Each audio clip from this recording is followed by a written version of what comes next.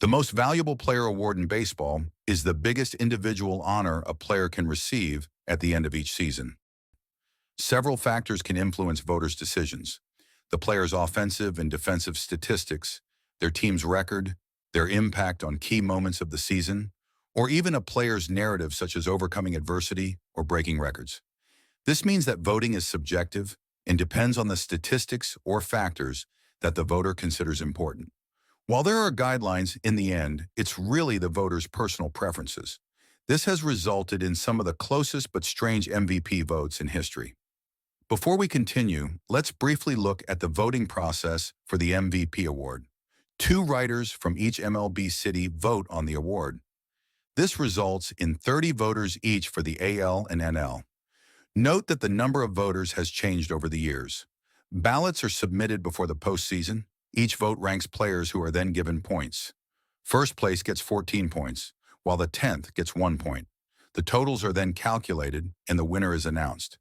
Finally, note that figures in bold yellow and in italics mean the player led the league in the category. Let us begin. 1995 American League. Mo Vaughn beats Albert Bell by 8 points. In 1995, Mo Vaughn of the Boston Red Sox barely edged Albert Bell in voting. Vaughn drove in 126 runs, tying Bell for the league lead. Bell also led the league in runs, home runs, and slugging average. During voting, Vaughn led all players with 12 first-place MVP votes, followed by Bell with 11. But one could argue that neither man should have won the award. Instead, the MVP award maybe should have gone to war leader Randy Johnson. Johnson won the Cy Young Award that season, but only finished 6th in the MVP voting. Edgar Martinez also should have probably gotten a little more love and won the award, as he led the league in runs, doubles, batting average, and OPS. Another worthy candidate was probably John Valentin of the Red Sox, who had a career year, finishing 2nd in the league in WAR. 2001 American League. Ichiro Suzuki beats Jason Giambi by 8 points. In 2001, Ichiro completed one of the most amazing campaigns in Major League Baseball history. He was a near-unanimous winner of the Rookie of the Year award and narrowly beat Jason Giambi of the Athletics for the MVP. That season, Ichiro was also a major reason the Mariners set the all-time record for wins in the regular season with 116. Ichiro led the league in at-bats, hits, stolen bases, and batting average. On the other hand, Giambi led in walks, on-base percentage, slugging, and OPS. Ichiro led all players with 11 first-place votes, followed by Giambi with 8.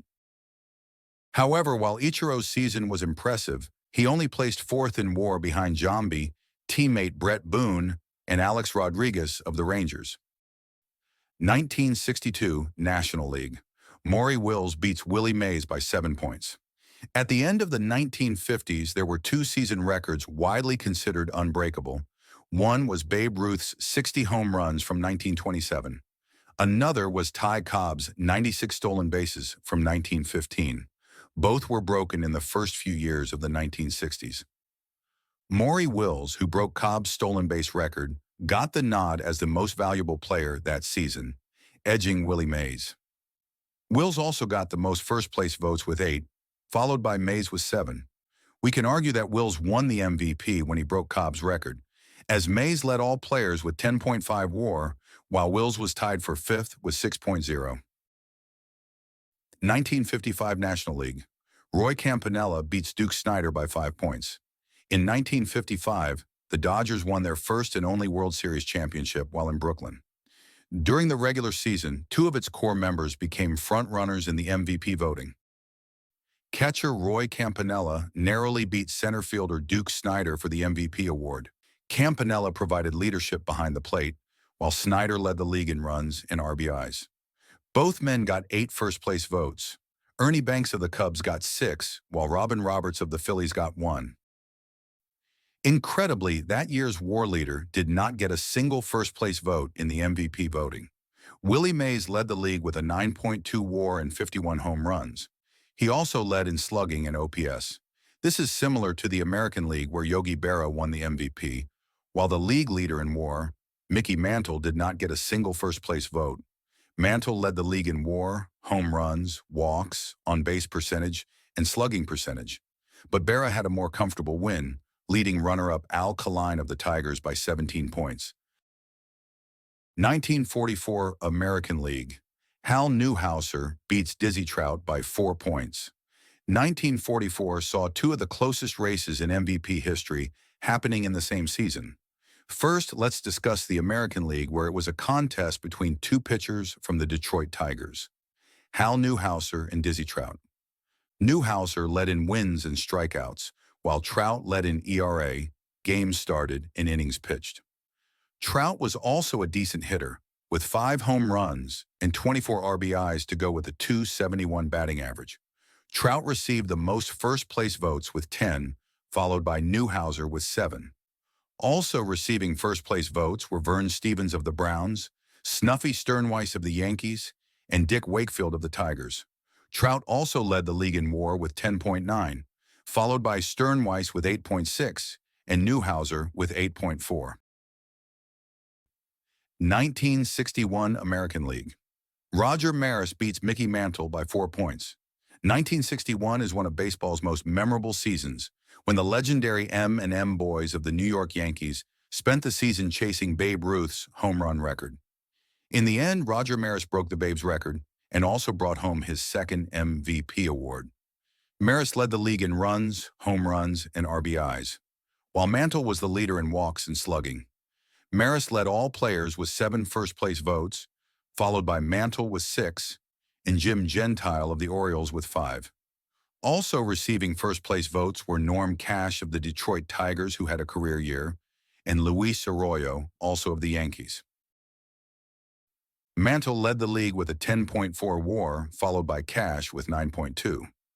Maris finished tied for 5th place with a 6.9 WAR. 1960 American League. Roger Maris beats Mickey Mantle by 3 points. 1960 was the first of 2 consecutive close MVP races in the American League, and it involved the same 2 players from the same team, Roger Maris and Mickey Mantle of the Yankees. Maris led the league in RBIs and slugging average, while Mantle did the same with runs, home runs, and OPS. Mantle also received the most first-place votes with 10.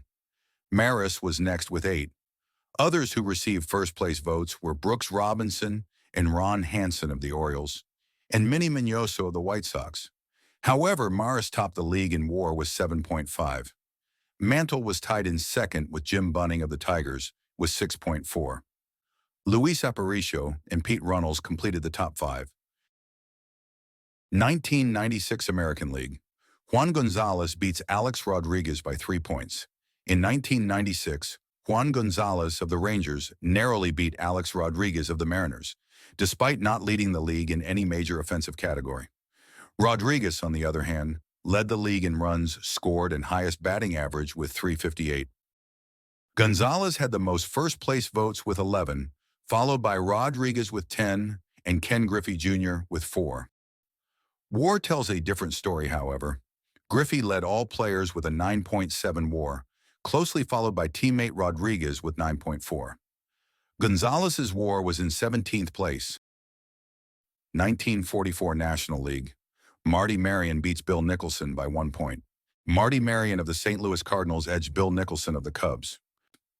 Marion didn't lead the league in any major offensive category, while Nicholson won 2/3 of a Triple Crown, leading in home runs and RBIs. Marion led everyone with 7 first-place votes, followed by Nicholson with 4. There was, however, a different story in WAR. Stan Musial led the league in hits, on-base percentage, and slugging. His WAR of 8.9 also led the league, followed by Rip Sewell, Augie Galan, Bucky Walters, Jim Tobin, and Nicholson. Marion's WAR was tied for 14th place. 1947 American League. Joe DiMaggio beats Ted Williams by 1 point. This was one of the most controversial and closest MVP voting ever. Triple Crown winner Ted Williams of the Boston Red Sox lost to Joe DiMaggio of the Yankees by just 1 point. DiMaggio led all players with 8 first-place votes. He was followed by fellow Yankees Joe Page and George McQueen, who received 7 and 3 respectively. Meanwhile, Williams, who led the league in runs, home runs, RBIs, batting average, On-base percentage, slugging average, and OPS only got 3 first-place votes. He was also left off at least one ballot, meaning someone didn't think he was a top 10 player that season. In terms of WAR, Williams led all players with 9.5. He was followed by Lou Boudreau, Joe Gordon, Eddie Lopet, and Bob Feller. DiMaggio had the highest WAR among the Yankees with 4.7, good for 10th place overall. 1979 National League. A tie. Keith Hernandez and Willie Stargell were tied for the MVP. In an incredible statistical rarity, the MVP voting ended in a tie for the only time in Major League Baseball history. Keith Hernandez of the St. Louis Cardinals and Willie Stargell of the Pittsburgh Pirates both ended up getting 216 points to both win the MVP award. Hernandez led the league in batting average and in runs, while Stargell smashed 32 home runs. Stargell got the most first-place votes with 10, followed by Hernandez and Dave Winfield of the San Diego Padres, who each got 4. However, neither Stargell nor Hernandez led the league in WAR. That honor belonged to Winfield with 8.3, who also led the league with 118 RBIs. Hernandez finished 4th in WAR behind the Phillies' Mike Schmidt and pitcher Phil Niekro of the Braves. Stargell's 2.5 WAR was not even in the top 20. Thank you for watching. Do you think there is still a need for MVP voting? Or should the player leading the league in WAR automatically win the award? Share your thoughts in the comments below. Please consider liking and subscribing to see more baseball content.